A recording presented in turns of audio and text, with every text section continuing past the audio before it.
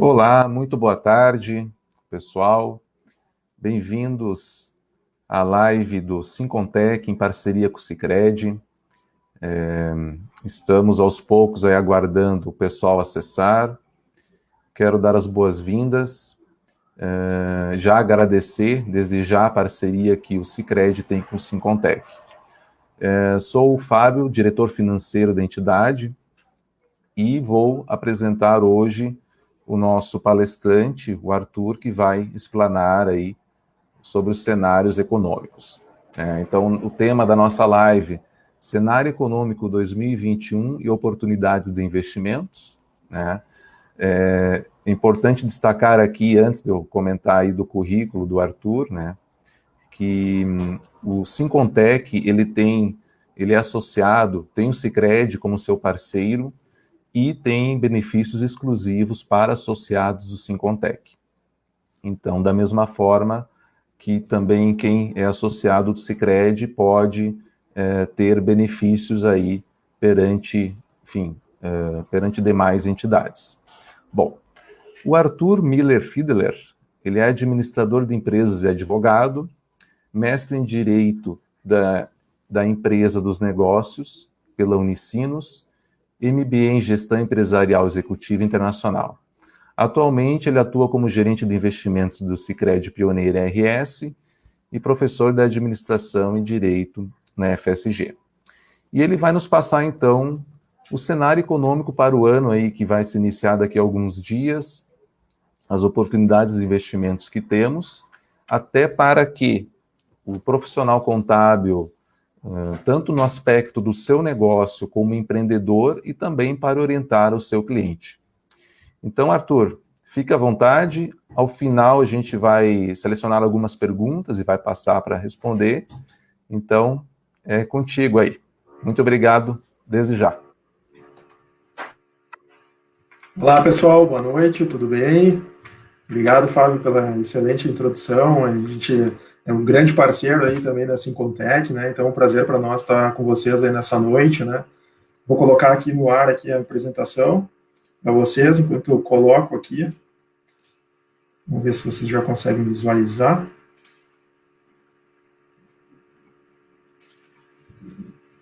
Maravilha, pessoal. Então a gente tem uma breve programação aí, a pauta para a gente conversar nos próximos, em torno de 50 minutos, eu imagino que vai ser o nosso bate-papo aqui. Fazer uma breve introdução sobre o Sicredi, depois falar um pouco sobre o cenário macroeconômico atual, quais as projeções econômicas, principalmente olhando para 2021, quais as oportunidades e desafios que a gente pode esperar também para esse ano de 2021, como melhorar a rentabilidade do seu negócio, ou a sua própria rentabilidade, ou como ajudar também o empresário a buscar uma rentabilidade mais adequada para os seus investimentos. E, por fim, a gente quer trazer também um tema que está bastante em evidência, que são as inovações aí, que o Banco Central tem promovido a nível Brasil, que vão impulsionar com certeza os negócios também nos próximos anos, não só em 2021, mas também para os próximos anos. Então, grandes transformações aí que vão envolver toda a cadeia de empresas, toda a cadeia de negócios, instituições financeiras, instituições não financeiras. Trazendo um pouquinho do Sicredi, eu não acredito que nem todos de vocês talvez sejam associados do Sicredi, a gente sempre começa falando que o Sicredi é uma instituição financeira, mas é uma instituição financeira diferente, É diferente porque é uma instituição financeira cooperativa. E isso muda tudo, No Sicredi tu não é cliente, tu é sócio, Então, muda a relação, E muitas vezes pergunta que tamanho que o Sicredi vai ter, A gente sempre responde que é o tamanho que os associados quiserem dar para o Sicredi, Esse vai ser o tamanho do Sicredi.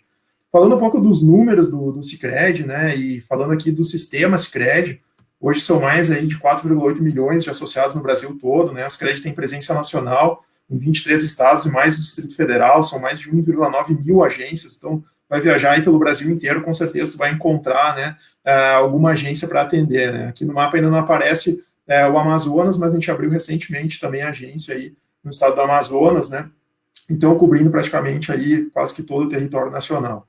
Em Espírito Santo também já foi aberta a agência, pelo valor econômico, a gente é considerado entre as 10 maiores instituições financeiras do Brasil, com 155 bilhões em ativos, 90 bilhões em crédito, 19 bi em patrimônio líquido, então uma das instituições com maior patrimônio líquido aí também, olhando para o Brasil, são mais de 30 mil colaboradores, E falando um pouco da Sicredi Pioneira, né, que o sistema Sicredi ele é formado por 108 cooperativas. A Sicredi Pioneira é uma das 108 cooperativas que formam o sistema Sicredi, né? A Sicredi Pioneira tem área de atuação aqui no Rio Grande do Sul.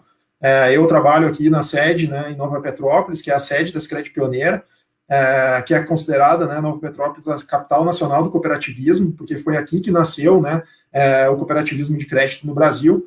Inclusive, o próprio Sicredi Pioneira é reconhecida pelo Banco Central como sendo uma das instituições financeiras, ou a instituição financeira privada mais antiga em funcionamento do Brasil, né?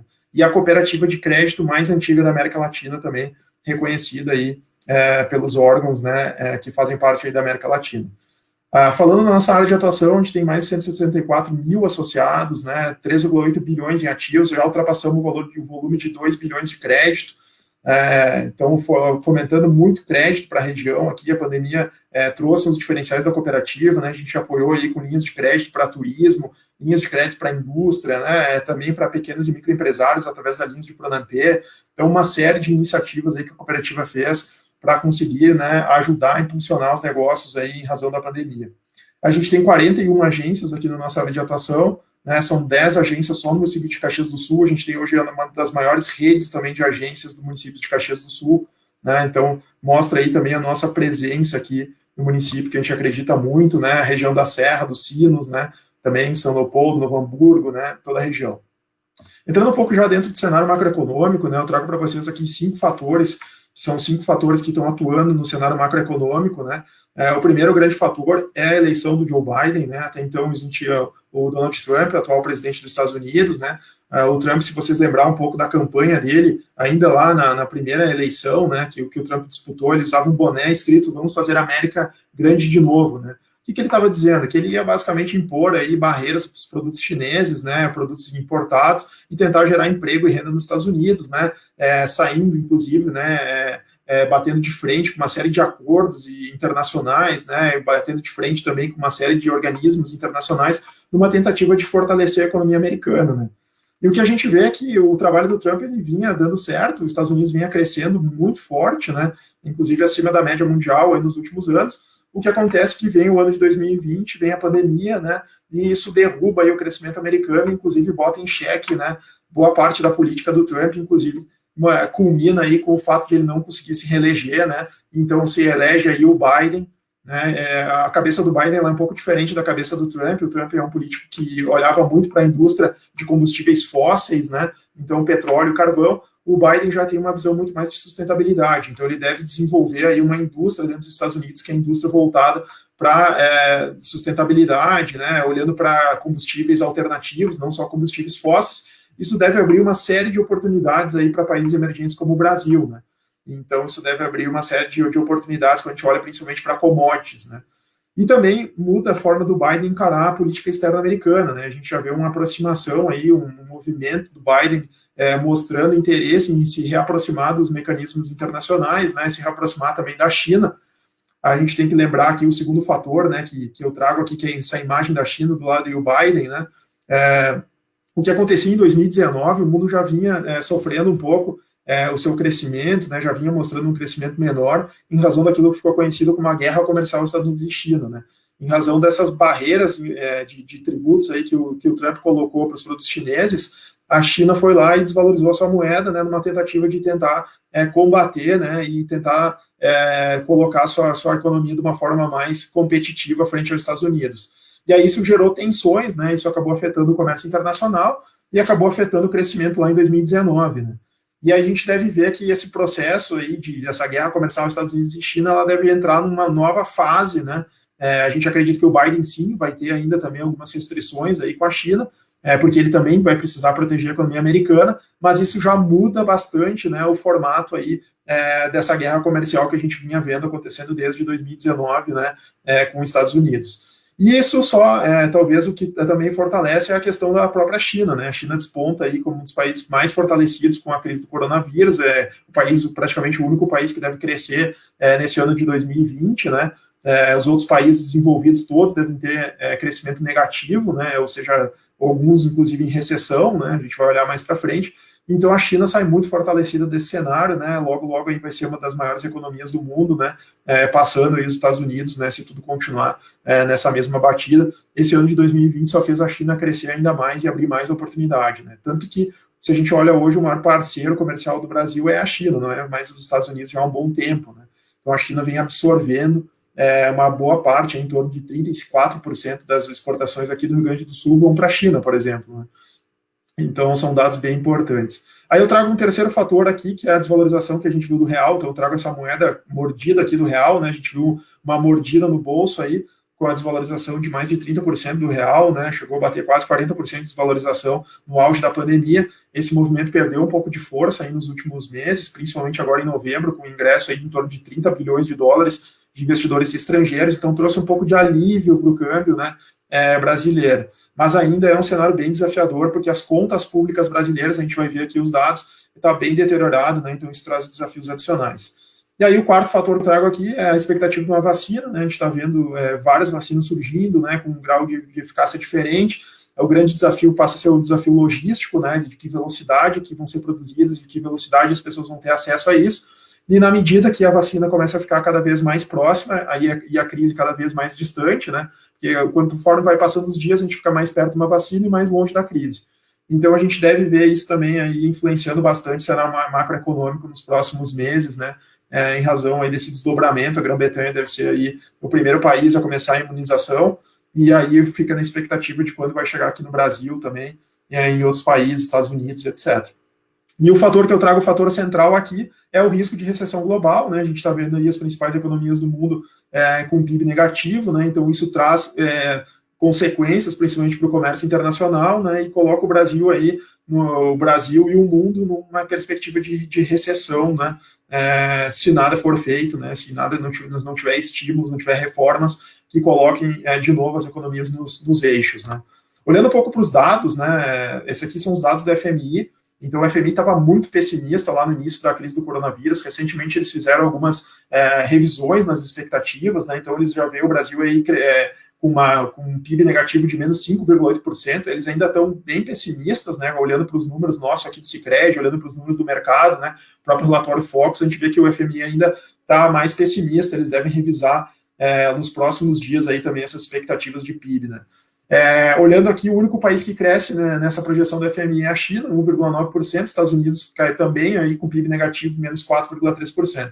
E a gente vê as maiores economias aí da Europa, né, também na mesma situação, né, Espanha numa situação bem delicada, caindo menos 12,8% aí, segundo as projeções da FMI. Então isso aqui é feito basicamente, né, efeito Covid, efeito dos lockdowns que a gente viu acontecendo, principalmente no primeiro e segundo trimestre, né, que derrubaram a atividade econômica, as pessoas ficaram confinadas, né, então isso levou aí a esse crescimento menor em nível mundial, né, essa recessão. O que a gente vê é que na medida que esses estímulos, né, e começa a se abrir de novo as economias, o PIB começa a responder, né, de uma forma mais acelerada, então isso deve ajudar aí, os dados do terceiro trimestre já começam a mostrar que a gente vai ter algum tipo de recuperação. Olhando para a situação do Brasil, o Brasil vive uma situação um pouco diferente de outros países do mundo, né? A gente tem que lembrar que recentemente a gente viu uma crise aqui no Brasil, a crise lá de 2015, 16, né? Lembra do governo Dilma, que levou lá o impeachment da presidente, né? Foi um governo que vinha já com gastos muito elevados, né? Ficou conhecido até com as pedaladas fiscais, né? Na época lá da Dilma, que culminou inclusive com o próprio impeachment dela, né? Em que o Brasil aí viveu um período de recessão bem longo, né? Que levou a desemprego altíssimo, né, e teve fortes consequências aí para a economia brasileira. E aí, na queda, depois da queda do governo Dilma, né, a gente viu um governo mais reformista, o governo Temer. Esse governo começou a trazer o Brasil de novo para uma linha de crescimento, 2017, 2018, né, aí o Brasil estava parecendo que estava engatando uma primeira, né, parecia que a coisa ia aí, tinha entrado o Bolsonaro, que estava dando sequência aí para as agendas de reformas, né, e vindo com um apelo aí mais estrutural para a economia brasileira. A gente vê, então, chegando a crise do coronavírus, que derruba o PIB brasileiro nas quedas recorde aí que a gente teve no primeiro e segundo trimestre, né, que chegou aí a bater mais de 11% de queda acumulada no primeiro e segundo trimestre. No Brasil, a crise forte chegou no segundo trimestre, né, porque a gente viu ali o lockdown mais forte mesmo nos estados de São Paulo, aqui no Rio Grande do Sul, né, praticamente no Brasil inteiro no segundo trimestre. Para o terceiro trimestre, a gente já espera um PIB muito mais positivo, né? Amanhã deve sair o dado já do IBGE, né? A nossa projeção aqui em torno de 8,6% para o PIB, né? Que vai ser divulgado amanhã, então a gente não tem ainda os dados do IBGE, mas a nossa expectativa é uma recuperação bem forte, né? Do PIB no terceiro trimestre, né? E olhando para o que a economia, a gente já viu na economia do terceiro trimestre, como está andando esse quarto trimestre, dá para ver que a recuperação realmente é bem forte, bem maior que o mercado imaginava. Mas parece que ainda está longe dessa crise acabar, né? E por que está longe, né? O efeito mais perverso de uma crise da dimensão que a gente está vivendo, né, e que levou a uma crise sanitária que tem consequências econômicas, né, é o desemprego, né? Esse é o fator mais perverso. Quando a gente olha os anos lá de 2012, 2013, 2014, né, a gente viu que o desemprego vinha bem controlado aqui no Brasil. E aí o que acontece, de repente, o desemprego dispara lá em 14, 15, 16, que é exatamente naquele momento que o governo tem que apertar o cinto, né, porque estava gastando demais, então ficou lá conhecido como a pedalada fiscal, né, isso levou a um desemprego, porque o governo puxa muito, né, o gasto público puxa muito o crescimento do país, né, são 3 fatores, basicamente, que puxam o crescimento de PIB, ou é o consumo da população, né, o consumo, ou é o investimento, né, que é investir em máquina, equipamento, né, tudo que dá ensejo aí a maior produtividade, ou o gasto de governo. Se o governo puxa o freio, a economia já cresce menos por automático, né? Então, o que levou a esse desemprego recorde lá em 2016, ali em meados de 2016, foi essa puxada de freio de mão, né? O próprio juros, vocês vão lembrar que o juros estava em torno de 14,25, né? Porque a inflação disparou, né? O governo injetou um monte de dinheiro no mercado, a inflação disparou, e aí o que acontece? Teve que subir juros para conter, né? Isso aí puxou o freio de mão da economia. E aí a economia vinha se recuperando, o desemprego vinha diminuindo, né? Vinha diminuindo em 2017 e 2018, chegou a bater a mínima aqui em 2019, dos últimos anos, mas o que a gente vê é quando veio a pandemia, né? O desemprego disparou, o último dado que saiu aí é 14,6% de desemprego, né? As estimativas da maior parte dos economistas diz que esse desemprego pode chegar aí até 17% nos próximos meses. Então é um cenário bem desafiador, a gente já está no recorde de desemprego dos últimos anos, né? Então é um cenário realmente bem desafiador para a retomada econômica, né, para a retomada brasileira. Tem um fator que contribuiu um pouco para que o desemprego não fosse ainda pior, né, que foi o gasto que o Brasil fez aí para tentar combater a pandemia, né? O Brasil gastou em torno de 8,4% do PIB, né, enquanto que países, né, avançados aí gastaram em torno de 7%, ou seja, o Brasil gastou o que gasta, mais do que gasta um país rico, né, para tentar combater a pandemia, mais do que o dobro dos países em desenvolvimento, né? E a gente sabe que isso tem consequências, né? O gasto da pandemia aí gira em torno de 600 bi, né? E deve se aproximar o rombo das contas públicas aí de 900 bi nos próximos, no fechamento aí do ano, né? E o que explica, né, todo esse gasto? Basicamente foi transferência de riqueza via auxílio emergencial, né? O auxílio emergencial injetou em torno de 50 bilhões de reais por mês, aqueles 600 reais que as pessoas recebiam, né? E as chefes de família, mulheres, né, recebiam até 1.200 reais. Então isso levou, né, a uma injeção maciça, a maior injeção, né, de recurso aí, de dinheiro da história brasileira, né? Uma injeção cavalar de dinheiro que levou aí a uma recuperação muito mais rápida que o mercado imaginava, dada a dimensão, né, que se teve aí das medidas fiscais para combater a pandemia, principalmente com essa transferência de renda, né, que o auxílio emergencial gerou, e mais todos os outros estímulos, claro, né, a gente teve linhas de crédito subsidiada, várias outras coisas aí que o governo também abriu, né, diminuição de compulsório, várias outras medidas também que contribuíram para essa retomada. Mas o que chama atenção, né, aqui a gente está olhando, né, a dívida líquida e a dívida bruta brasileira, né, a diferença entre a líquida e a bruta é as reservas internacionais. Então hoje o Brasil tem em torno de 350 bi de dólar em reservas internacionais, né, quando tu desconta isso da dívida bruta, tu vai ter lá a dívida líquida, que é a linha azul, né. O que a gente vê é que a dívida brasileira ela vem no patamar controlado até meados aí de 2014, né, e o Brasil perde o controle das contas, porque começa aquela atuação via BNDES, né, do governo Dilma. E para nós aqui na área econômica, tanto faz, é Dilma, Temer, Lula, né, tanto faz, Bolsonaro, né, a gente olha o político, olha o que ele faz, consequência tem econômica, né, e com base nisso a gente analisa aí as consequências, né. Então, para nós, o partido político, etc., quem que é o político não nos influencia muito, né, a gente olha mais o que eles propõem, as consequências. Mas o que a gente vê é que a dívida brasileira, ela dá um salto, né, nesse período de 14, 15, 16, isso inclusive leva a uma desvalorização do real, né, bem forte nesse período. O real se desvaloriza, né? E aí começa a questão do governo Temer, que começa então a olhar, né, para a necessidade de criar um teto de gastos, né? Aprovada a lei de teto de gastos, é feita a reforma da Previdência, parecia que ia dar uma guinada para baixo aqui no endividamento brasileiro, trazer para um patamar mais adequado. Mais adequado ao quê? Mais adequado a um país emergente como o Brasil, né? Então a gente tem que se comparar com os outros países emergentes, ter um endividamento PIB aí na casa de 80, 90, 100%, é um endividamento alto quando a gente compara a outros pares, né? Turquia, Rússia, né, para a China, olha para países que nem o Chile aqui, né, Colômbia, México, né? Então são patamares elevados de dívida, né, para um país emergente como o Brasil. Então isso acaba tendo consequências, né? A principal consequência é a desvalorização que a gente vê no real. E aí a gente vê, então, quando vem o coronavírus, né, o Brasil começa a fazer todo esse gasto fiscal e faz com que dispare aí a relação dívida, né, PIB. Isso tem efeitos, né, porque daí o investidor estrangeiro ele quer mais prêmio de risco, ele quer mais juros para trazer o dinheiro para o Brasil, e isso ele não encontra porque ele vê aí nós vivendo aqui no Brasil com a menor taxa de juros da história, né, então isso traz uma dificuldade adicional. O próprio FMI traz que a dívida brasileira deve superar aí os 100% do PIB, né, já nesse ano aqui, e não deve se estabilizar até 2025. Para vocês terem uma ideia, tá, pessoal? A Argentina, a relação dívida-PIB da Argentina é 98% do PIB. A diferença é que a Argentina não tem reservas internacionais, não tem 350 bilhões de dólares, né, que é praticamente um terço do PIB, um quarto do PIB brasileiro, né, o PIB brasileiro é em torno de 1,3 de dólar. Então, a Argentina não tem essa reserva, né? Por isso que a Argentina sofre tanto, né? E quando a gente olha para o câmbio da Argentina, não sei se algum de vocês acompanha, né? Aqui, às vezes, a gente olha nosso câmbio aqui em torno de 5,30, né? Hoje está até um pouco menos, né? Pelo menos a última hora que eu olhei ali estava mais ou menos nessa faixa, né? Quando a gente olha o câmbio argentino batendo 70, 80 pesos, né? O dólar. Então, olhar para o nosso câmbio a 5,20, 5,21 não é tão ruim, né? Mas dado também essa consequência que a gente tem que é ter reservas internacionais em nível muito maior, né? A gente não vai virar uma Argentina, mas é um ponto de atenção, por isso que o governo tem que levar muito a sério a questão das reformas.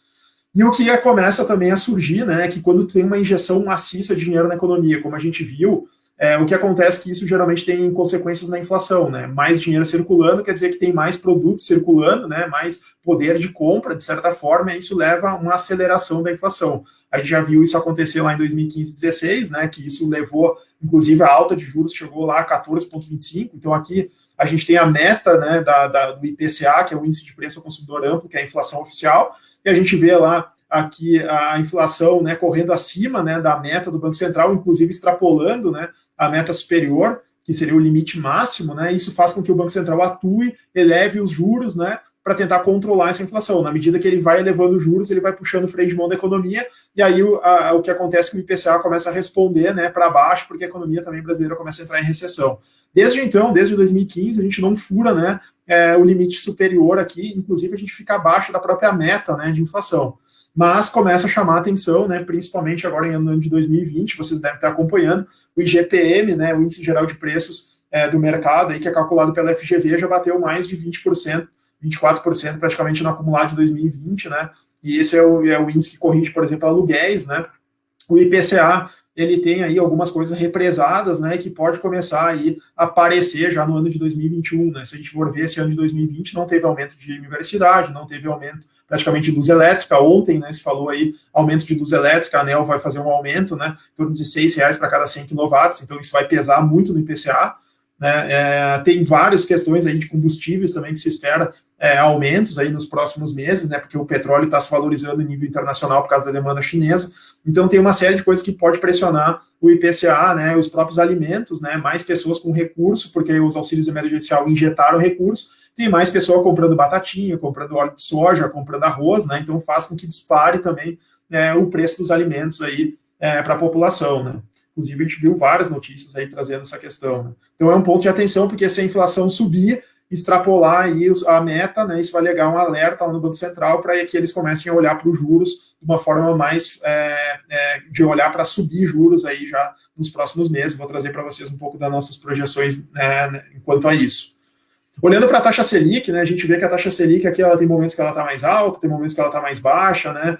O último pico que a gente teve de taxa Selic, de taxa de juros no Brasil, foi 14,25, né, que era ali naquele período 15 e 16. O que explica isso é aquela inflação que estourou o limite máximo, né, de IPCA. O Banco Central ele não está preocupado com a taxa de juros, ele está preocupado com a inflação, né? Porque a inflação corrói o poder de compra das pessoas. Então, para não perder o controle da economia, o que ele precisa fazer é subir juros para trazer a economia, né, para um patamar mais adequado e tentar controlar a inflação. Porque imagina, por exemplo, né, se tu tem R$100 no bolso, tu sai para comprar hoje com R$100 pão, leite, carne, né, tu tá feliz. Se chegar no final do ano e tiver os mesmos R$100 e tu só comprar pão, leite ou carne, tu vai dizer, opa, tem alguma coisa errada com o meu dinheiro. Então, isso nada mais é do que a inflação. O que o Banco Central faz é subir e descer juros para tentar controlar a inflação, como se fosse um freio, um acelerador da economia, né? Para tentar fazer a economia rodar num nível mais adequado e preservar o poder de compra da moeda, né? Esse é o grande objetivo do Banco Central. Então, a gente vê que, na medida que o Brasil vai entrando em recessão, né, foi desacelerando a economia, a gente foi vendo o Banco Central reduzindo juros cada vez mais, né, a gente chegou no menor nível histórico, né, desde que existe aqui o histórico da taxa de juros, desde 1980, né, quando começou essa série histórica, nunca se teve um patamar de 2%. 2% ao ano a Selic atual, né. Então, o que a gente começa a ver, né, que esse não é um movimento só brasileiro, né, Estados Unidos hoje a taxa de juros entre 0 e 0,25, né, quando a gente olha para a Europa, a taxa de juros negativa, Japão, taxa de juros negativa, Austrália, taxa de juros entre 0 e 0,25, então, assim, a maior parte do mundo vive taxa de juros entre 0 e 0,25, alguns poucos países têm taxa de juros mais alta, né, são países um pouco mais emergentes, como o Brasil, né, Turquia, Colômbia, né, alguns países aí, Rússia, né, que tem uma taxa de juros um pouco mais alta, né, e que lidam também com maior risco, né? Então, essa taxa de juros muito baixa hoje é um desafio, né? Até porque o mercado já começa a projetar uma inflação de 4%. Se tu tem uma taxa de juros de 2 e uma inflação de 4, teu ganho real é negativo de 2. Ou seja, tu está tendo taxa de juros real negativa. Quem está botando dinheiro no banco está perdendo dinheiro, né? Porque o dinheiro está sendo corroído pela inflação. Então, não vai ser muito tempo que o Banco Central vai aguentar, né, manter essa taxa de juros num período tão longo, né, nesse patamar tão baixo. E o principal efeito disso tudo, né, a gente já viu isso acontecer lá em 15 e 16 também, né, a desvalorização do real. Então, o que acontece é que na medida que tu aumenta os gastos, a tua relação dívida-PIB, né, ela fica pior. Imagina aquele cunhado que tu gosta dele, mas tu não empresta dinheiro. E se tu emprestar dinheiro, tu empresta só se tu tiver uma taxa de juros muito atrativa, né, porque tu tem medo que ele não te pague. Essa é mais ou menos a situação do Brasil, né. Ele é aquele cunhado que o investidor estrangeiro olha e pensa assim, será que eu boto meu dinheiro no Brasil? Será que o Brasil vai fazer essa reforma? Será que ele vai conseguir avançar? Então, a primeira coisa que sofre é o câmbio, né? O câmbio é como se fosse aquela válvula de pressão numa panela de pressão, né? Ele responde rapidamente a esses riscos, né, que a gente começa a ver no cenário internacional. Além disso, essa volume de dinheiro que está sendo injetado não só pelo Banco Central brasileiro, mas pelos bancos centrais do mundo inteiro, né? O Banco Central americano, Banco Central japonês, Banco Central europeu, isso faz também que tenha muito dinheiro circulando. Aí, se o dinheiro está circulando, ele vai para as commodities, né? Então, isso faz com que aumente o preço dos insumos, das commodities. Por isso que a gente vê o preço de alimentos subindo, né? Não só no Brasil, mas fora do Brasil também. A gente vê petróleo, minério de ferro, os insumos da indústria, né? Ferro, aço, alumínio, papel ondulado, tudo isso subindo de preço, né? Porque responde também ao dólar, responde a esse excesso de liquidez, né? Essa liquidez excedente que tem no mercado.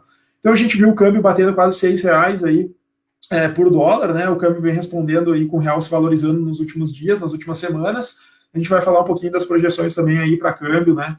Que a gente tem aqui na nossa área econômica, mas o que a gente vê é que já existe um movimento aí de o real voltar a se apreciar um pouco. Claro que isso depende também das reformas, né, e do cenário internacional. A gente vai trazer também mais um pouco para frente.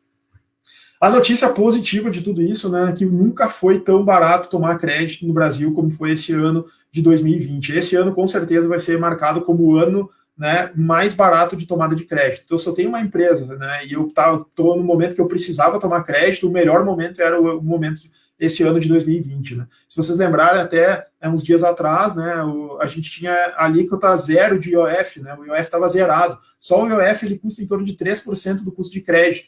Então, e se a gente olha a taxa Selic de 2%, tu fazer um crédito e não ter incidência de IOF é uma super economia. Tu já ganhou CDI praticamente de 1 ano e meio aí, né?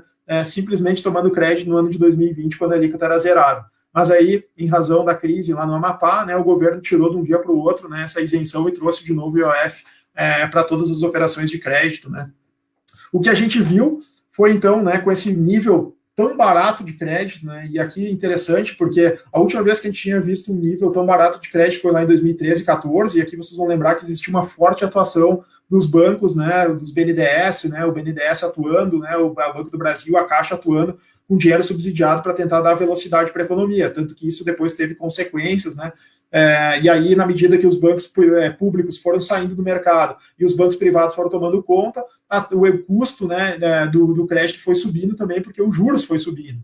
E aí, o que a gente começa a ver é que, na medida que os juros veio caindo, o custo de crédito também veio caindo, mas veio caindo mais fortemente nos últimos meses, no último ano aí, quando também entrou no radar, na agenda do Banco Central, o cooperativismo de crédito, né? Então, um dos grandes propulsores, né, do crédito, principalmente para micro e pequena empresa, foram as cooperativas de crédito, né? O Sicredi mesmo, aqui a gente criou linhas emergenciais para a área do turismo, ali para a região de Gramado, Canela, São Francisco de Paula, com taxa muito atrativa, né? A gente chegou a trabalhar com taxa de 3% ao ano mais Selic, 6% mais Selic, né? Então taxa de juros realmente muito atrativa, né?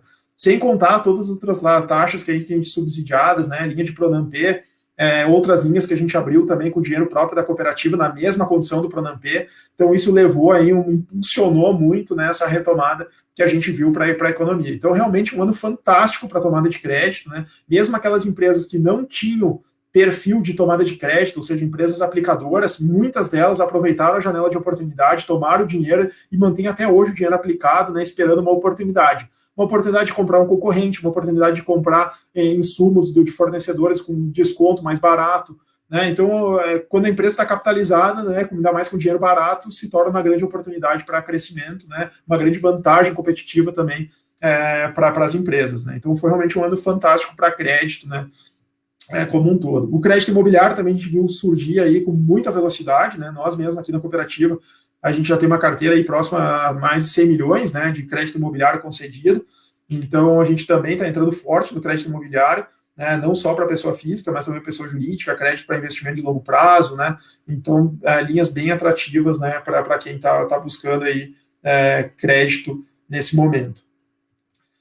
Falando um pouco já, entrando nas nossas expectativas aqui, né, do que a gente espera aí para a recuperação, né, a gente viu, então, o Brasil com aquela crise lá em 2015 e 2016, né, um PIB bem negativo, em 2017 e 2018 já o PIB já andava aqui numa linha mais positiva, aí veio a crise do coronavírus, o PIB derrubou, né, foi uma ladeira abaixo aqui, né, e aí a gente começa a ver uma recuperação, né, e a gente fala, muitos no mercado falam uma recuperação em V, outro em símbolo V, né, da letra V, outros falam uma recuperação em W, né, a letra W. Aqui no Sicredi a gente acredita uma recuperação, né, mais parecida com o símbolo do jogo da raiz quadrada, né. Então o que é a raiz quadrada? Cai forte, sobe forte, porque a gente teve essa injeção cavalar de dinheiro, né, principalmente auxílio emergencial e todas as linhas de crédito que deram, né, subsídio para todo mundo conseguir dar a volta. Então a gente vê a economia voltando muito forte, inclusive no patamar muito mais alto do que estava lá em 17 e 18, mas na medida em que o governo, as empresas estão endividadas, o consumidor está desempregado, né? O desemprego está muito alto, a gente deve ver lá um 2021, 2022 a economia andando mais de lado, né? Então andando aí mais de lado, né? Em razão desses fatores aí, o governo endividado, as empresas endividadas, né? Tendo que pagar todo esse endividamento que foi feito, né? Em 2020 e também os consumidores, né? Com um pouco de medo, um pouco de receio de voltar a consumir, porque o desemprego continua alto, né? E deve continuar crescendo aí nos próximos meses em razão disso. Por isso, né, não adianta o Brasil querer crescer via auxílio emergencial, é preciso dar condições, né, para os empresários, né, principalmente para quem é empreendedor, para conseguir empreender. E aí envolve toda a agenda de reformas, desde a reforma tributária, que se fala muito, né, reforma administrativa, essas PECs que estão aí também em discussão, né. Então tem uma série de reformas que são essenciais, né, para colocar o Brasil nos trilhos e poder fazer a economia crescer, né. Aqui eu trago a prévia do PIB, em torno de 9,47%, né, aqui nossa prévia para o terceiro trimestre, aqui em torno de 8,6%, né, uma saída já da recessão, já nesse terceiro trimestre. Então amanhã deve sair os dados, a gente vai ter mais consistência aí também, para ver se a nossa previsão está mais certa, né, mais alinhada com essa prévia aqui do Banco Central. Trazendo um pouco já das projeções econômicas, né, então para 2020 a gente imagina que a taxa de juros vai continuar em 2%, a gente tem mais uma reunião do Copom, né, do Comitê de Política Monetária ainda nesse ano, agora em dezembro, né, semana que vem, então eles devem manter a taxa de juros em 2%, e para 2021 a gente espera já no segundo trimestre uma alta de 0,25, né, e aí os juros ir subindo gradual até 13,25, né, em 2021, então deve atingir aí no final de 2021 em torno de 3,25%. E por que, né, que os juros devem subir? Por causa da inflação, né? Então, nossa perspectiva de inflação para 2020 na casa de 13,99%, a gente inclusive está revisando mais para cima, porque teve essa questão aí agora da energia elétrica também, né? Então, isso também pressiona mais o dado de inflação, e para 2021 a gente também espera aí uma inflação um pouquinho menor, né, de 3,75%, mais acomodada, né, na medida que vai se dissipando aí essa inflação dos alimentos, né, que veio assolando a economia brasileira nesse ano de 2020. Quanto ao PIB, a gente espera um PIB negativo de menos 4,7%, né? Então, é uma revisão aí bem forte no PIB que todas as instituições estão fazendo. Então, a gente espera aí um PIB ainda negativo, vai ser com certeza um dos piores PIBs dos últimos 120 anos no Brasil, né? Então, um dos piores da história, mas ainda assim bem menos pior do que estava lá no início da crise, né? Que o mercado chegou a projetar uma queda de 8%, 9% para o PIB brasileiro. E para o ano de 2021, a gente vem vendo aí uma revisão para baixo da expectativa de PIB, a gente esperava um PIB mais próximo de 13,5% para 2021, só que na medida que vai se tirando os auxílios emergenciais, né, vai se tirando aí esses estímulos que a gente viu em 2020, a gente deve ver a economia brasileira andando mais de lado, né, então crescendo só 2,9%, né, se a gente pensar que tem 2,4% que é carrego, né, de gastos, que é praticamente está dado aí pelos gastos do governo, e outros de própria inflação, né? Então a gente fica aí com um PIB de 2,9% para 2021. Para a taxa de câmbio, a gente vê o real ainda um pouco desvalorizado. Hoje a taxa de câmbio rodando 5,21, né? A nossa projeção é 5,40, mas a gente está com viés para baixo, então a gente acredita aí que talvez o câmbio vai se manter nesse patamar entre 5,20 e 5,40 aí para o final de 2020. E para 2021 a gente espera um real mais valorizado, né? Um câmbio na casa de 5,10, na medida que as reformas vão acontecendo. Vocês devem ter visto hoje aí, saiu notícia, né, que o governo pretende privatizar 8 empresas, entre elas a Eletrobras e o Correios, né, então isso deve injetar alguns bilhões aí na economia brasileira, trazer recurso estrangeiro, isso deve fazer aí um movimento de as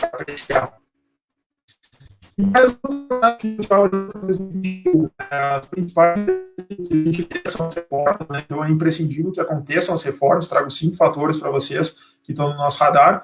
As reformas, então a gente acredita que as reformas vão acontecer, talvez não na velocidade que o mercado imagina, mas as reformas devem acontecer sim, né? Tem várias reformas muito esperadas, eu acho que para vocês que trabalham na área da contabilidade, a reforma tributária, né? Muito se fala de que vai ser essa reforma, já ficou bem claro que não vai ser uma redução de impostos, e sim o que o governo pretende fazer, né? Pelo menos pelo que a gente vê das propostas aí, é fazer uma consolidação de alguns impostos, principalmente dos federais, né? Os tributos federais, então PIS, COFINS, né? Imposto de renda da pessoa jurídica, a contribuição social sobre o lucro líquido, tentar reduzir isso, né, para um imposto único que vai melhorar a velocidade de apuração, né? Vai precisar menos pessoas para apurar, vai ficar mais simples de apurar. Então, isso vai dar mais velocidade também para o mercado como um todo se organizar. Tem outras reformas aí, né, que se fala também, inclusive diminuir a quantidade de municípios, né, uma reforma administrativa, desonerados, indexar, desvincular a economia brasileira, né, então tem uma série de reformas, isso depende muito do Congresso, né, a gente vê que o Congresso anda na velocidade dele, pouco deve sair nesse ano de 2020, a gente imagina que isso vai entrar lá em 2021 ainda em discussão. Depois a gente tem a questão aqui que eu trago, que é o segundo fator, que é o aumento dos insumos, né? Então a gente está vendo principalmente nas indústrias o aumento dos insumos principais, aí, principalmente olhando para alumínio, minério de ferro, aço, aí papel ondulado, né? Todos esses insumos básicos aí, um aumento bem forte. Isso se dá não só pela oferta, mas também pela parte da demanda, né? Algumas siderúrgicas desligaram fornos, altos fornos, então para religar demora, para colocar em produção, então isso pressionou boa parte aí dos insumos, né? Mas também tem esse movimento, que é o terceiro fator que eu trago, que é aqui o Jeremy Powell, que é o presidente do Federal Reserve, que é o Banco Americano, né? Em que a gente vê uma maciça injeção de dinheiro pelos bancos centrais, né, do mundo todo. Para vocês terem uma ideia, foi injetado já mais de 11 trilhões de dólares, né, na economia brasileira, na economia mundial, via, né, bancos centrais, né? Então, principalmente o Banco Central americano, Banco Central Europeu e Banco Central Japonês. Para vocês terem uma ideia, isso é praticamente aí 10 vezes, né, o PIB brasileiro. O PIB brasileiro em torno de 1,3 tri. Então, os bancos centrais, né, desses 3 blocos aí já injetaram praticamente 10 vezes o PIB brasileiro em estímulos, né? Então, realmente, muita liquidez no mercado. Isso faz com que as commodities se valorizem, né? Faz com que o mercado de bolsa também, não só a bolsa brasileira, mas bolsa S&P, bolsa americana, né, bolsa europeia, né, boa parte do mundo aí também se valorizando. E o quarto fator que eu trago aqui é a própria, né, como é que o coronavírus vai se comportar, né, frente às novas vacinas. A gente sabe que o vírus aí tem risco de se mutar, né, então o risco é mutante. Então existe toda essa questão do coronavírus aí que deve impactar ainda o ano de 2021. E aí, em vez de uma recessão global, o que a gente vê aí provavelmente é uma recessão, né, de alguns países sofrendo mais do que outros, que ficou conhecido como movimento de K, imaginem a letra K, né? Então a gente tem alguns países que vão sair mais rápido dessa crise, que são os países que têm mais influência de tecnologia, né, que dominam a tecnologia principalmente, né, e tem uma vantagem competitiva bem grande, porque a tecnologia foi fundamental para atravessar a crise do coronavírus. E aí a gente vê aqueles outros países que dependem mais de commodities, dependem mais que são países mais menos industrializados, países que têm problemas internos, né, de endividamento e etc., crescendo menos. Então a gente deve ver esse crescimento em formato de K, inclusive para setores, né? Quando a gente olha para setores da economia brasileira, a gente sabe que alguns setores estão indo melhor que outros, né? Então a gente olha, por exemplo, o setor da construção civil, está indo bem, né? A gente pega o setor de equipamentos eletrônicos, né? Informática, todos os setores estão indo super bem. Agora a gente olha bares, restaurantes, academia, estão sofrendo, né? Em razão das restrições próprias de mobilidade aí que a gente está vendo, né? Aqui no Rio Grande do Sul mesmo, bandeira vermelha, né? Isso traz aí uma série de questões, né, do mercado. Se alguém quiser saber mais das nossas projeções econômicas, né, lembrando que nós aqui no Sicredi, a gente é considerado top 5 pelo Banco Central, entre as 5 instituições financeiras que mais acertam projeções econômicas no Brasil. Então, quando eu trago aqui para vocês as nossas projeções, a gente é reconhecido aí pelo Banco Central como entre as 5 instituições financeiras que mais acertam esses quatro indicadores aí que eu trouxe para vocês, né, PIB, IPCA, dólar, né, e também aqui outros indicadores, né, que eu botei aqui na tela para vocês, aqui a taxa Selic, né. Beleza, pessoal. Falando um pouco como melhorar a rentabilidade, né, então, bem brevemente, não tem fórmula mágica, né, o que a gente vê é que uma taxa de juros tão baixa, ficou difícil buscar rentabilidade no lado financeiro, né, então a gente sempre fala que é importante diversificar, né. E diversificar é tão importante ter uma parte, talvez, em imóveis, uma parte em participações de empresas, né, seja via Bolsa de Valores, seja participação de empresas de fato, né, mas também é importante ter uma parte, né, em ativos financeiros, né, ativos que tenham liquidez para poder aproveitar oportunidades, né, que surgem em imóveis, surgem em empresas, né, então ter esse equilíbrio, essas 3 cestas, né, e com seus ovos de ouro dentro delas, né, é o melhor caminho, né, para conseguir navegar num cenário tão incerto como o cenário que a gente vem vendo aí, não só no Brasil, mas no mundo inteiro, né? Então, para não errar, é melhor diversificar, né? Isso vale dentro de uma empresa, isso vale também para os investimentos, né? Como uma forma principal. Olhando para os ativos financeiros, né? A gente trabalha com praticamente 3 tipos de perfis de investidores, né? Então, tem um primeiro perfil que é o perfil conservador. O perfil conservador é aquele investidor ou aquela empresa que não está disposta, né, a correr grandes riscos no mercado financeiro, ela quer ter um pouco de rentabilidade todos os dias, mas uma rentabilidade crescente, né, ela quer andar um pouco mais de rentabilidade todos os dias, né, a gente fala que é correr com a bola em vez de tentar dar um chutão para frente, né, eu quero ganhar um pouco todos os dias, mas não quero perder se o mercado tiver um revés, né. Então aqui são posições mais conservadoras, né, fundos de renda fixa mais conservadores, depósito a prazo, que são CDBs, né, e aí com uma carteira dessas você vai ter uma rentabilidade aí no cenário otimista em torno de 111% do CDI, em torno de 3%, né, que é a taxa de juros próxima à Selic, né, quando a gente olha aí o acumulado dos últimos 12 meses. Então, mais ou menos nessa linha aí, entre 2,60% no cenário pessimista e 3% no cenário otimista, né. Já no perfil moderado, que é aquela empresa ou aquela pessoa que tende, né, tem mais propensão a correr um pouco mais de risco, né, tem capacidade de entender mais os diferentes produtos financeiros, tem capacidade de absorver também mais a volatilidade, a oscilação dos investimentos, a gente recomenda uma carteira mais diversificada, inclusive, né, tendo aí parte em multimercados, né, fundos multimercados, fundos de ações, com ações diversificadas, né, fundos de inflação, que tem aí títulos atrelados ao IPCA, e essa carteira mais moderada, aí dá para esperar uma rentabilidade entre menos 1,46% no cenário pessimista, em que todo o cenário dá errado, né, e 7,52% num cenário aí mais otimista, né. Então, vê que já melhora bastante a rentabilidade para quem tem um perfil também de correr um pouco mais de risco, né, um perfil um pouco mais arrojado aí. E aí, por fim, vem o perfil arrojado, né, para aquela empresa ou aquela pessoa que realmente tem alta propensão a risco, né, que tem capacidade de absorver as oscilações de mercado, fortes oscilações. Esse ano de 2020 foi marcado, né, por uma queda aí na Bolsa, lá em março, né, eles viram a Bolsa aí caindo praticamente 30%, então uma queda muito forte, né, eu estou há 17 anos no mercado, foi uma das quedas mais fortes, mais rápidas que a gente já viu aí no mercado financeiro. Então, quem tem perfil arrojado vê essa queda de 30% como uma oportunidade de comprar coisas boas, baratas. Ele não está preocupado que o mercado caiu 30%, ele vê isso como uma oportunidade. Essa é a cabeça de quem é arrojado, né, olhando para o seu patrimônio financeiro. E aí, esse investidor pode esperar uma rentabilidade em torno de 14,67%, um cenário otimista, né, e um cenário pessimista negativo aí de quase menos 9%.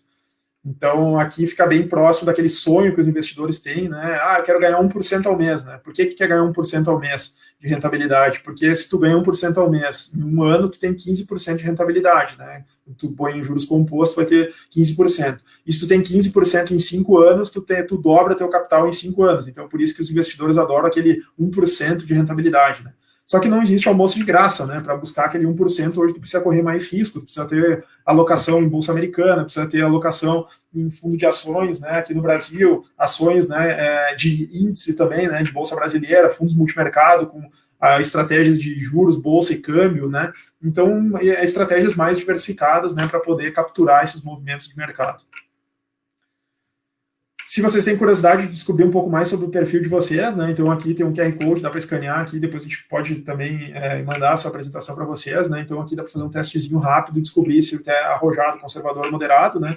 E com base nisso também tem uma sugestão de investimentos, claro que é uma sugestão, a gente tem toda uma equipe de especialistas aqui para ajudar as empresas, as pessoas, os associados, né, a constituir a sua carteira de investimentos. Cada investidor tem os seus objetivos e não existem duas carteiras iguais, né?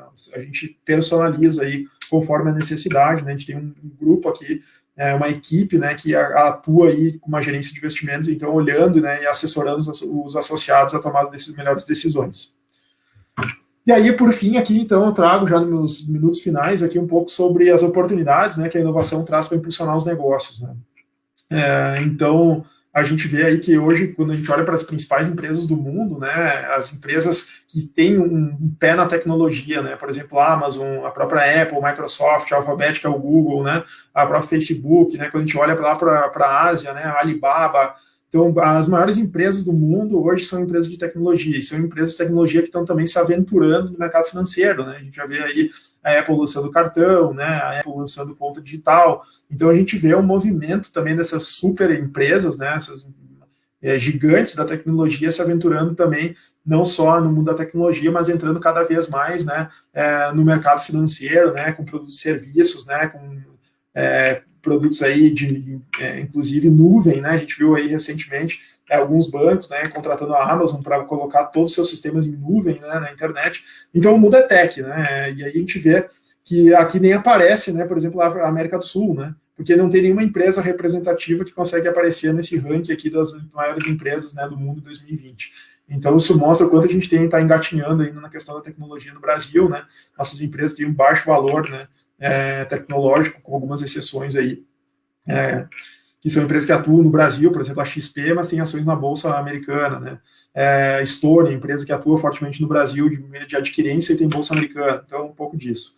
E aí o que a gente vê, né, e que está acontecendo aqui no Brasil é que o Banco Central, que é reconhecido aí como um dos melhores bancos centrais do mundo, né, o nosso Banco Central brasileiro é exemplo, né, inclusive o nosso presidente também do Banco Central aqui foi eleito recentemente um dos melhores presidentes, presidentes de bancos centrais do mundo, né? E o nosso Banco Central é referência no mundo todo como sendo um dos melhores bancos centrais, né?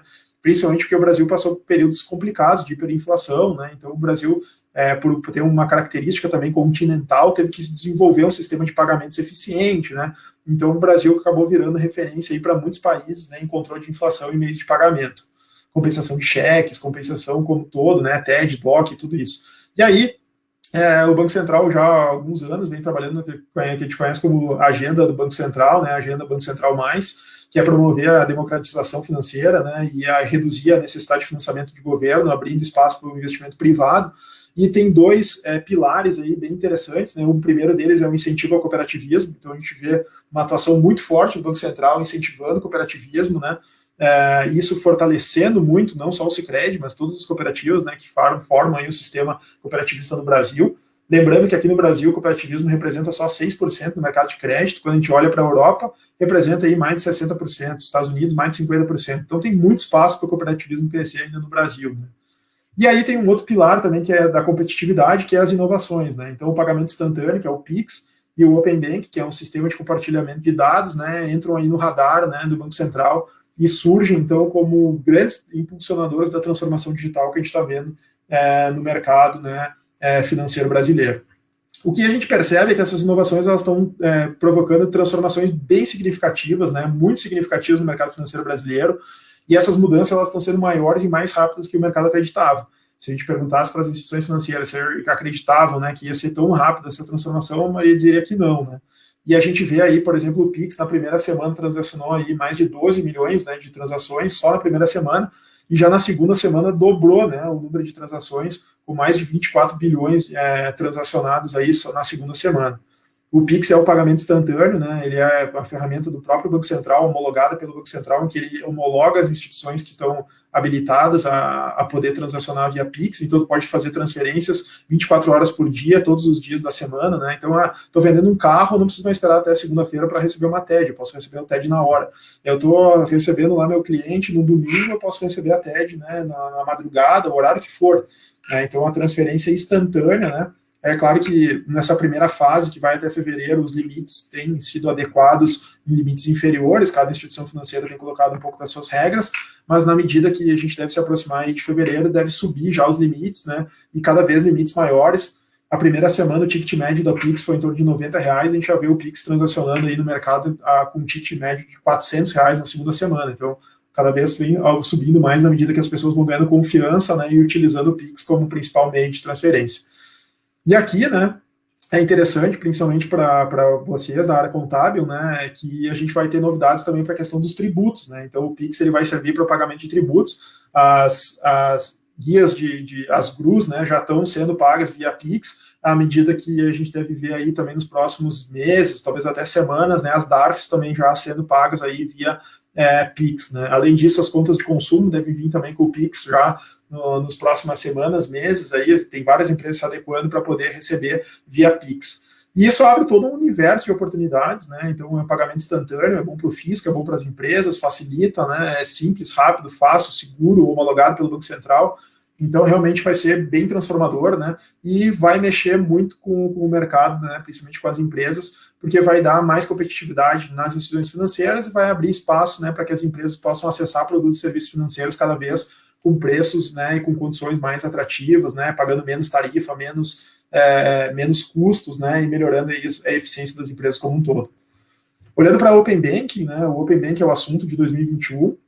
Então, o Open Banking, o que a gente vê é um sistema de compartilhamento de dados em que vai ter o consentimento do consumidor, seja pessoa física ou jurídica, para que os seus dados sejam compartilhados entre as instituições financeiras, né, e pelo próprio Banco Central. O Banco Central é que homologa o sistema, quem tem acesso ao Open Banking, né?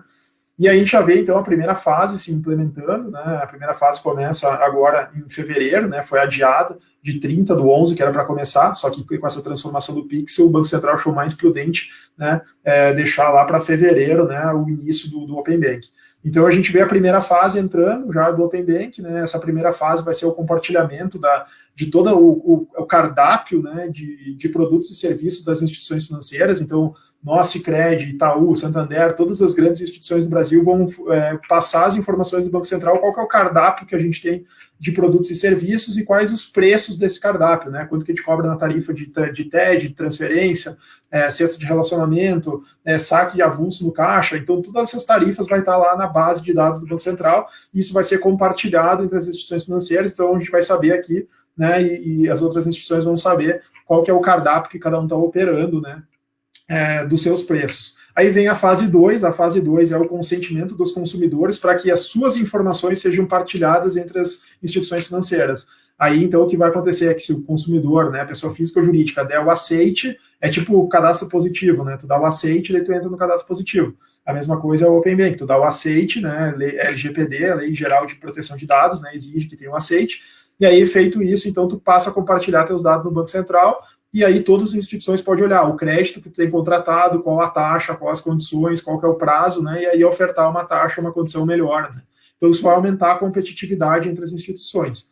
Na fase 3, a gente passa a ter, então, o ingresso de instituições financeiras, não financeiras em operações de crédito. Então, imagine lá, a Magazine Luiza quer oferecer crédito, a AME, né, da Americanas, quer oferecer crédito, a Ipiranga quer oferecer crédito. Então, ele pode acessar via Open Bank, né, outras instituições financeiras e, a partir daí, conectar, né, ofertas de crédito, né, entre os próprios consumidores, né, e tendo acesso a essas informações. E a fase 4 é levar o Open Bank para aquilo que a gente conhece como Open Finance, né, que é todos os tipos de produtos e serviços financeiros e não financeiros, né? Então, seguros, consórcios, previdência, né? Todos esses outros produtos entrar também nesse compartilhamento de dados, né? E com isso dar ainda mais velocidade, mais competitividade entre as instituições, né? Melhorando as condições de contratação dos próprios consumidores. Mudou muito a visão de inovação, né? A gente tinha antes uma visão tradicional, não só nós aqui no Sicredi, mas o mercado como um todo, né? Que tu pegava a tecnologia, tentava adaptar aquela tecnologia, achar uma aplicação para ela, testava e aí encontrava uma oportunidade. Só que isso demorava muito tempo, muito dinheiro, né, para se fazer. E aí veio uma visão mais moderna, que a gente olha os problemas reais, né? Por exemplo, a gente viu que era uma necessidade do mercado ter uma linha de crédito emergencial para o turismo, porque os bancos fecharam as portas para as empresas do turismo porque achavam que o risco de crédito era muito alto. E aí veio o papel da cooperativa de apoiar, suportar, né, ajudar os seus associados, e a gente viu uma oportunidade de criar uma linha de crédito para atender, né, com condições especiais, o turismo, atender as pequenas empresas, né? Então a gente olhou para problemas reais, usou as tecnologias que a gente tinha para resolver um problema e gerar valor para os nossos associados. Isso gera menos desembolso, né, porque é mais rápido, e também a gente coloca de pé aí iniciativas de uma forma mais rápida, né? E já olhando as oportunidades e desafios que isso traz, né, como oportunidades, a gente traz, então, uma maior compreensão entre os consumidores, né, todas as instituições vão ter maior compreensão de quem é o consumidor, o que ele consome, né, o que ele tem de produtos financeiros e não financeiros, abre espaço para parcerias entre instituições financeiras e não financeiras, então as empresas de varejo, né. Abre também a questão de melhorar a imagem de segurança, porque essas ferramentas, o Pix e o próprio Open Bank são homologados pelo Banco Central, então isso traz segurança, principalmente para as fintechs, empresas ingressantes, né, em que eles estão atingindo todos os requisitos necessários, né, para poder ser homologado no Banco Central. Traz também a possibilidade da criação de novos modelos de negócio, ou até mesmo, né, propostas de valor diferente, né, e também uma maior oferta de produtos e serviços financeiros e não financeiros, seja da própria instituição financeira ou até de terceiros, né. A gente vem trabalhando aí, por exemplo, no Sicredi, com distribuição de seguros, né, com distribuição de fundos de investimento, inclusive não só do Sicredi, mas de outras instituições também, né, trazendo um leque maior de possibilidades para o nosso associado, né, de ter condições mais atrativas, né, em todos os produtos e serviços. E também, como desafios, né, a gente vê o ingresso aí de players tecnologicamente mais avançados, então a gente vê a Microsoft, a Apple, né, o Google querendo entrar abocanhar o mercado financeiro, não só no Brasil, mas no mundo inteiro, né? O próprio Facebook aí lançando moeda digital. A gente vê também outros players maiores e com maior escala econômica, que são essas grandes empresas, big techs, né? A gente vê também o aumento da competição no curto prazo aí, e redução das margens das instituições financeiras. Então, algumas instituições financeiras vão ficar pelo caminho, né? Não vão conseguir se adaptar. Isso vai levar a uma consolidação maior ainda do mercado financeiro brasileiro. E a gente deve ver também uma pressão maior por diferenciação, né, uma pressão maior por eficiência também das instituições financeiras como um todo. A grande notícia positiva, né, é que os grandes ganhadores de todo esse processo aí são os consumidores, pessoa física, jurídica, empresas, né, e a própria sociedade. A gente percebe que cada vez mais os consumidores vão estar propensos a repensar a sua relação com a instituição financeira, né, testar novas instituições. Para nós, no cooperativismo é excelente, né? A gente sempre fala que o nosso maior concorrente no cooperativismo é o desconhecimento, né? É as pessoas não conhecerem o cooperativismo. Porque quando a gente olha para produtos e serviços, a gente não tem clientes, a gente tem associados, sócios, né? Então, os nossos produtos e serviços geralmente são 30% mais, né, acessíveis em questão de preço, de custo de crédito, né, e 30% às vezes mais rentáveis quando a gente olha para aplicações financeiras, porque a gente quer entregar a melhor experiência, né, para o nosso associado, para o nosso sócio, né. Então a gente tem uma grande vantagem, né, com todo esse processo que está acontecendo aí no mercado brasileiro, né, a gente acaba vendo isso como uma grande oportunidade aqui, e para ajudar também as empresas a reduzir os seus custos, otimizar os seus processos. Imagina quantas empresas gastavam com TED e DOC. Né, o Pix acaba com o TED e DOC, né, basicamente passa a ser instantâneo, né, todos os tipos de pagamento. Os boletos é o próximo passo, então a gente deve ver o Pix absorvendo a própria cobrança, né, das empresas. Então, aqueles boletos a gente vão deixar de existir, né, vai ser tudo cobrança via Pix. Além disso, né, transferência, às vezes eu tinha uma empresa e eu tinha que ter conta em todos os bancos, porque daí eu posso transferir meu dinheiro sem pagar a TED, sem pagar a DOC, né, ou receber o dinheiro na hora, porque se eu faço uma transferência para um banco para outro, não, eu só recebo no outro dia, ou a TED não entra, né. Então, o que acontece é que o Pix resolve todos esses problemas, né, e passa a ter aí, gerar um fluxo muito mais positivo para as empresas, né.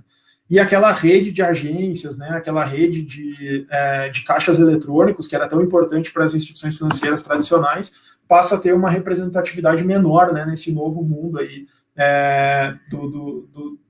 do Pix, né, do Open Bank.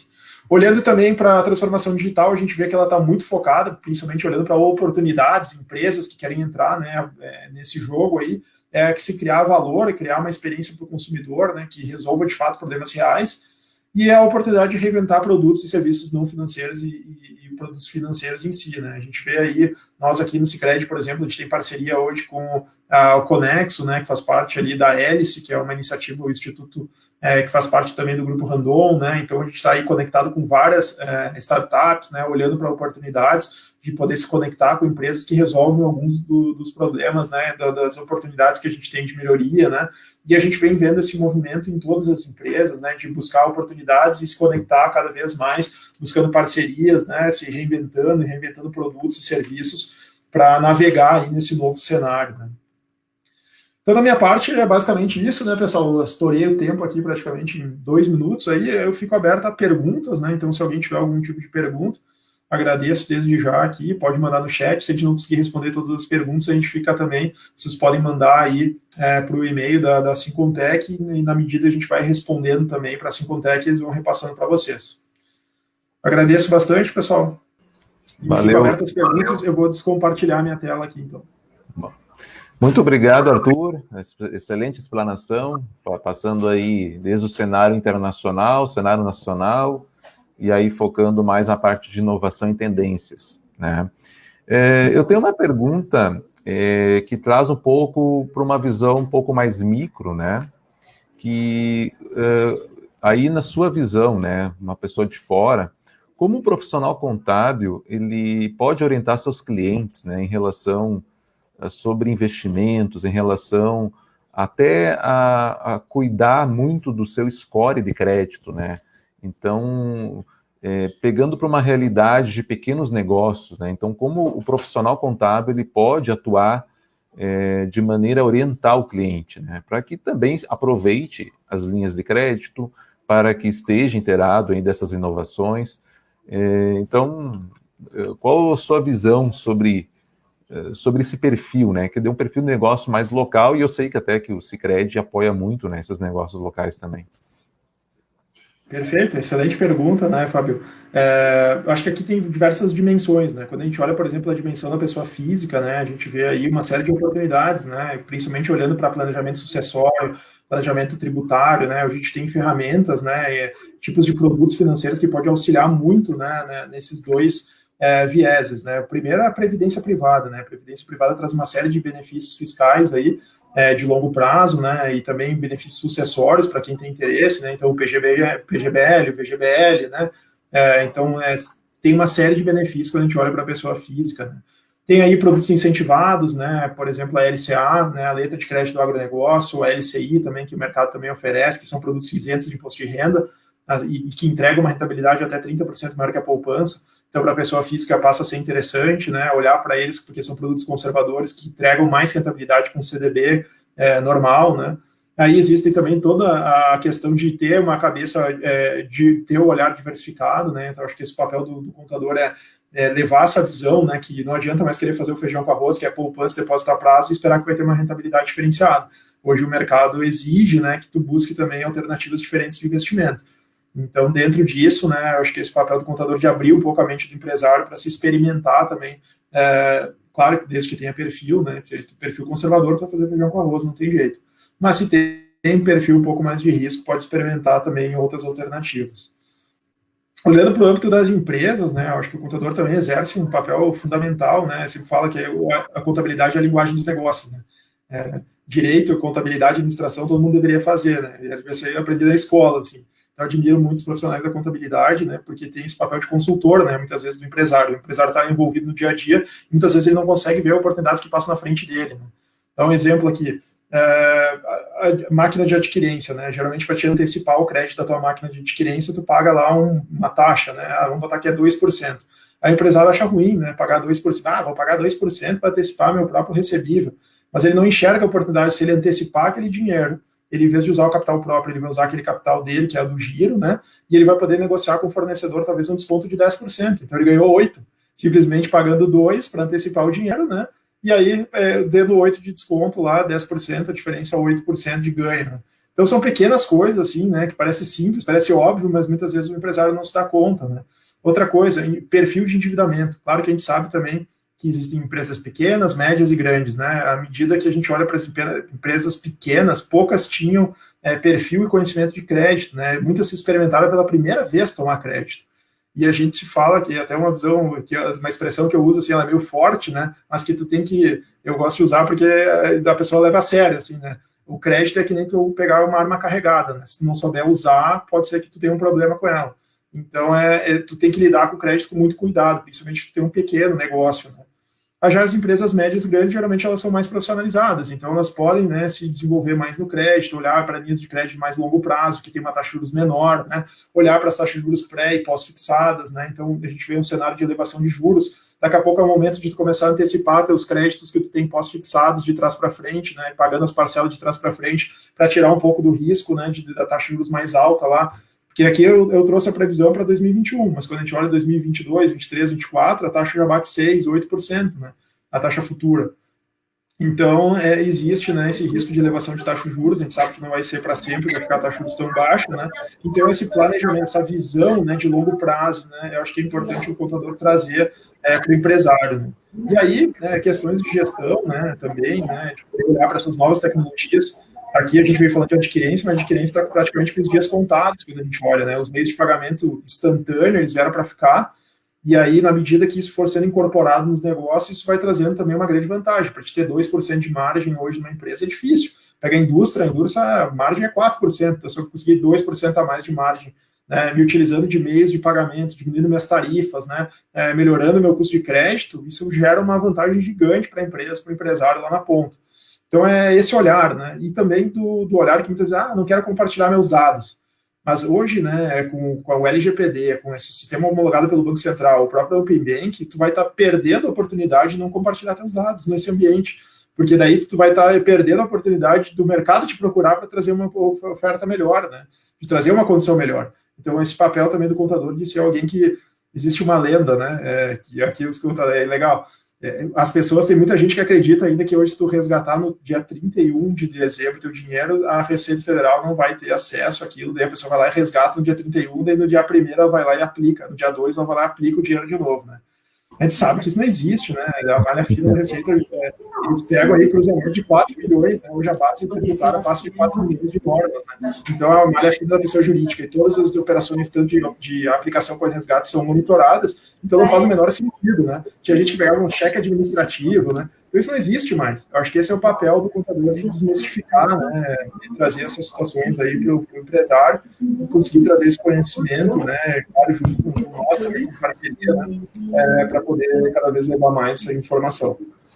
É isso aí, Arthur, e acontece muito isso, né? Os bancos informam, enfim, passam para o governo, para o fisco as informações, não somente o saldo, mas as transações também, né? Mas eu também ia te perguntar, mas tu acabou respondendo, né, que a previsão de taxa futuro longo, a taxa de juros futuro para 2023 na base de 6% ao ano. Eu ia te fazer, mas tu já respondeu ali pela previsão. Quanto mais para frente a gente olha, né, Fábio, isso é interessante, né, muitas vezes, por mais que eu tenha falado aqui, a gente é top 5 do Banco Central, né, nas projeções econômicas aqui do Sicredi, nossa área econômica é reconhecida como uma das melhores do Brasil, né, muitas vezes, quando a gente olha para o longo prazo, a gente não está tão preocupado com o número em si, né, acertar o número. Está mais preocupado em acertar a direção, porque se a gente acerta a direção, os juros vai subir, os juros vai descer, a gente consegue, né, passar essa visão para o nosso associado e consegue capturar as oportunidades, né, e ajudar os associados a capturar essas oportunidades. Então, cada vez que a gente olha mais para o futuro, é tipo assim, que nem imagina tu tá dirigindo um carro, né, quando tu olha para o passado, tu tá olhando no retrovisor, tu tá enxergando tudo, mas quando tu olha para o futuro, tu enxerga aquela cerração que nem aqui, aquela neblina, né, tu não enxerga muito para frente. Então é difícil cravar um juros futuro, mas a gente sabe que é muito maior que os 2% que a gente vive hoje, né? Hoje a taxa de juros real é negativa, então o Brasil deve vir subindo os juros, sim, né? O quanto vai subir depende da velocidade das reformas, depende da velocidade, né, que o mercado vai se ajustar também com essa avalanche de dinheiro que foi injetado via Banco Central. Beleza, Arthur. Tem uma pergunta aqui, mais essa e mais uma outra, já vamos encerrar. É uma pergunta que chegou aqui, que a gente tem ouvido falar muito, então, do isolamento social, choque de ofertas, enfim, políticas aí que os governos, os países fizeram para amenizar os danos econômicos, né? Então, ao redor do mundo. E o pessoal fala o novo normal, né? Então, como encontrar o novo normal, como entender como ficam essas questões internas, o comércio exterior. Claro que é um pouco amplo isso, né? Mas acho que também vem na figura do contador orientar o cliente, né? Eu, particularmente, até vejo que nós já estamos no novo normal, né? Claro que a partir de uma vacina, provavelmente vai mudar um pouco esse cenário, né? Então, o que tu vê? Já estamos no novo normal?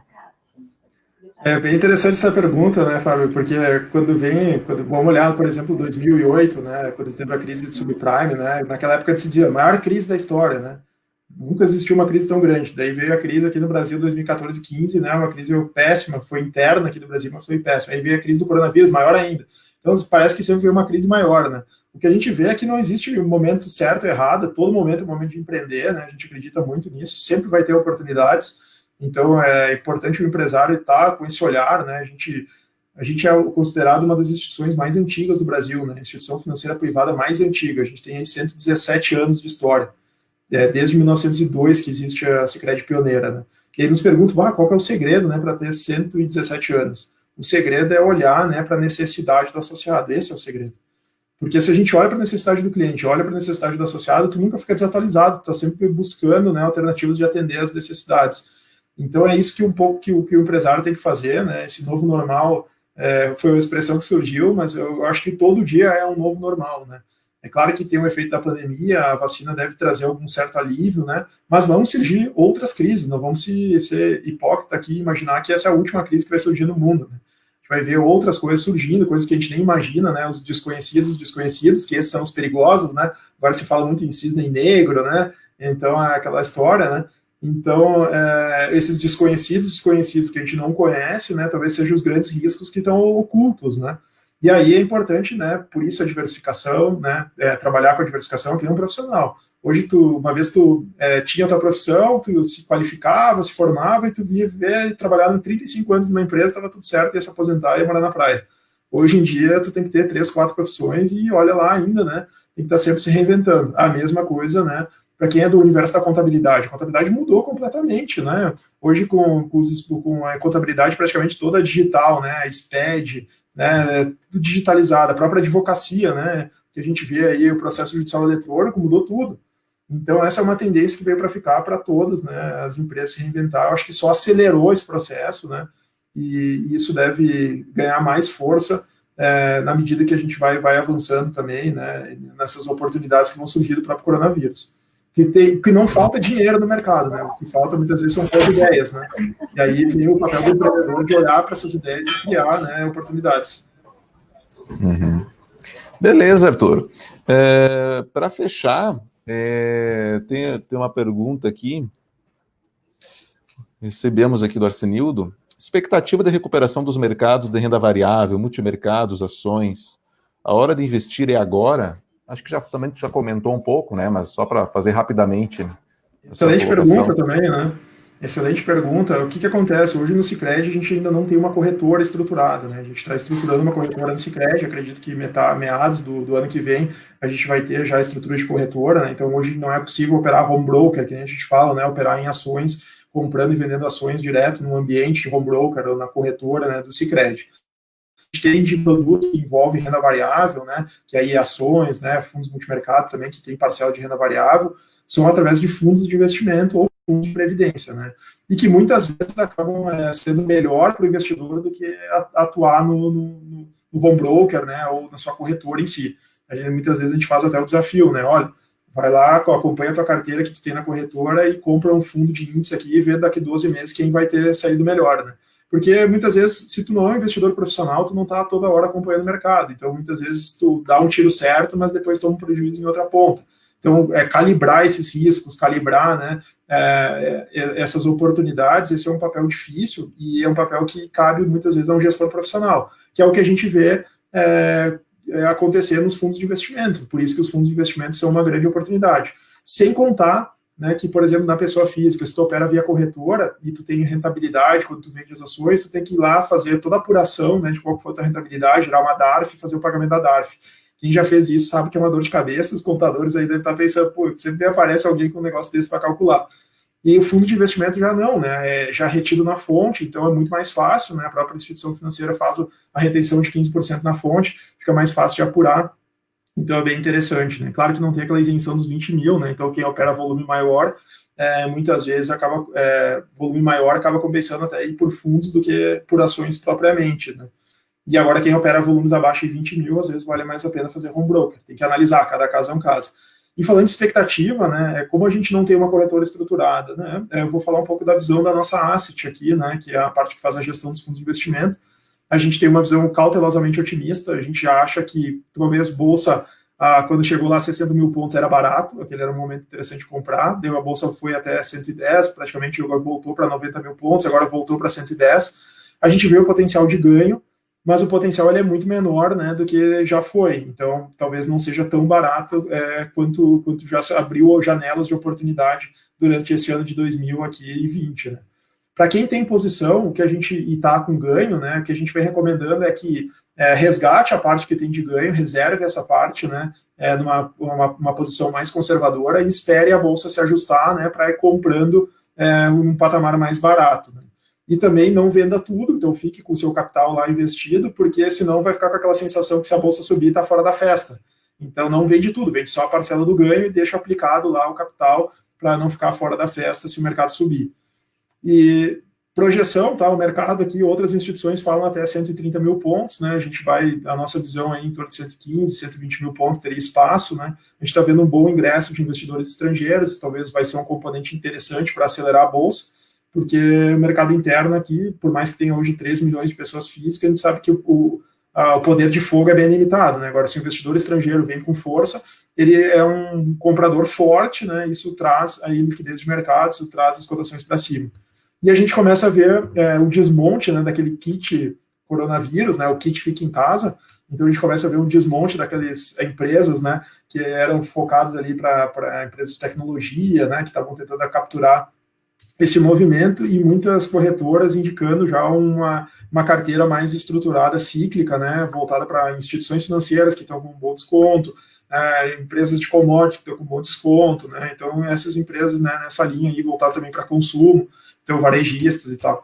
Então é muito nessa linha, tá? A gente não tem como cravar aqui porque a gente não tem uma área de research, a gente não tem uma área de pesquisa própria da corretora, né, mas é mais ou menos nessa linha que a gente acredita, né, dentro dos fundos a gente vê a oportunidade.